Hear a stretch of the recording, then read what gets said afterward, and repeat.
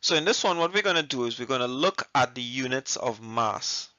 I want you to understand one thing that we do in this Caribbean country of ours. We tend to mistake the difference between the mass of a body and the weight of a body. And there's a very serious distinction between them. Weight is a measure of a force, and mass is just simply a measure of the matter. I want you to, however, get accustomed to start calling something a mass rather than a weight. So, as I said, in the Caribbean, we have this mix-up, and we use the following units also for measurements of mass. We use the pounds, the kilos, and the grams.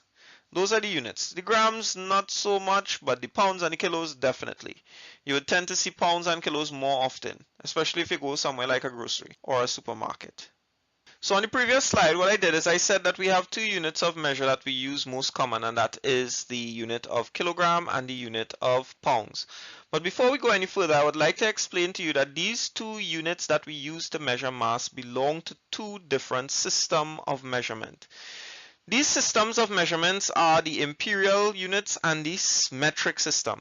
The one that you'll find in most schools is the metric system throughout Trinidad and Tobago. Even though as you grow older you would recognize that we use a lot of the imperial units. So let's convert regular masses that you would find. For instance, let's convert your kilograms to pounds. Alright, sorry, your pounds to kilograms. Let's say, for instance, we are looking at the average weight of a person, which is 150 pounds, and we want to convert it to kilograms. All we have to do is get the conversion ratio. We know that for every 1 kg, it represents 2.2 pounds. So that means if I was to take the 150 pounds, and I want to see how many 2.2 pounds that we have in that, remember that's what division does. Division simply breaks this value up on top here into groups of this value here.